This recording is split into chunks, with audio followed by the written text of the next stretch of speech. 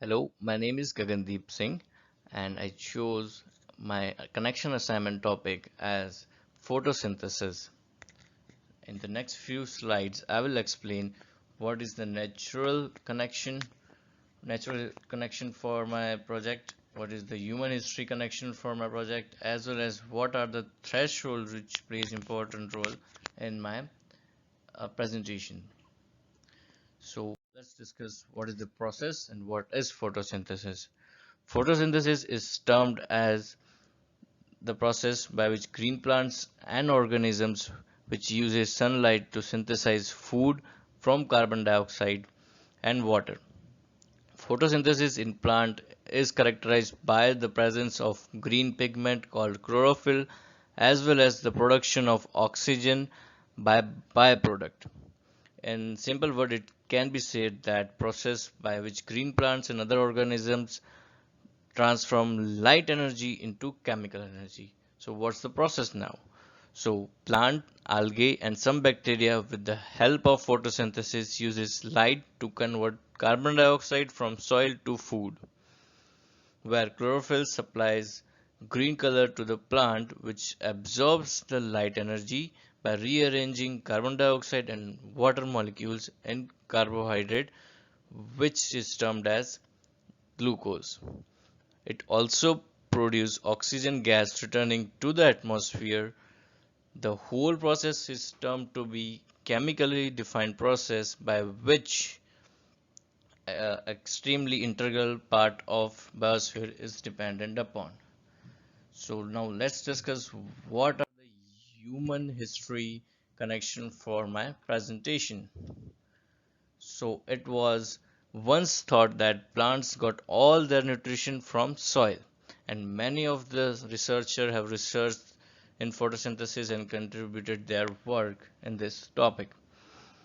The first scientist was Jan van Helmont. He was a Belgium researcher grew a willow tree in a pot of soil using only water in the middle 17th century. His discovery was after retaken after 5 years that he thought that the tree has gained 75 kg of the weight and the soil lost only 60 grams of the weight. In his conclusion, he concluded that a plant substance that does not come from soil but instead it comes from water. A century later, English researcher Joseph Priestley discovered that a mouse in enclosed space dies quickly due to lack of oxygen availability, whereas a mouse in open space dies slowly. Few years later, in 1778, a Dutch physician named Jan Ingenhousz indicated that a regular exposure to sufficient light was Priestley's plant's requirement for returning the oxygen that is ingested by the mouse. Due to this statement, he discovered photosynthesis. That means the light is the essential to which absorption of CO2 was happening and release of O2 was also happening due to this revision. And this process was occurring in green plants. Now let's discuss some natural connection for my topic. The overwhelming evidence suggested that eukaryotic photosynthesis evolved from endosymbiosis of cyanobacteria and eventually evolved in chloroplast. Chloroplast is an organelle which is responsible for photosynthesis. So as a result of evolutionary origin of photosynthesis was done and it can be traced back to the bacterial domain. Significant evidence suggests that distribution of photosynthesis in bacteria is the result of extensive horizontal gene transfer.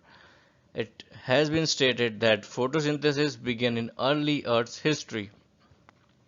Uh, Chlorophyll are the pigment that are required by all phototrophic species and they are the result of long evolutionary processes and it may be used to understand other aspects of photosynthesis. Carotenoids are found in all photosynthetic species and are essential for photoprotection.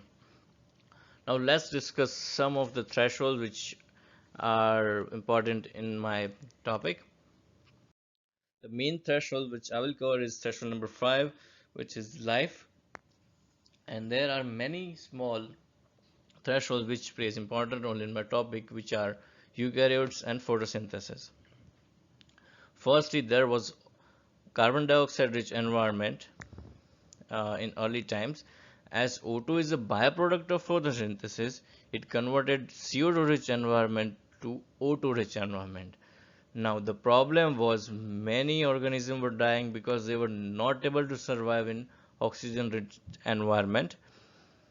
So eventually this gave birth to eukaryotes, which are having different types of organelles like chloroplast, mitochondria, and due to this eukaryote organism, they were able to survive in oxygen rich environment.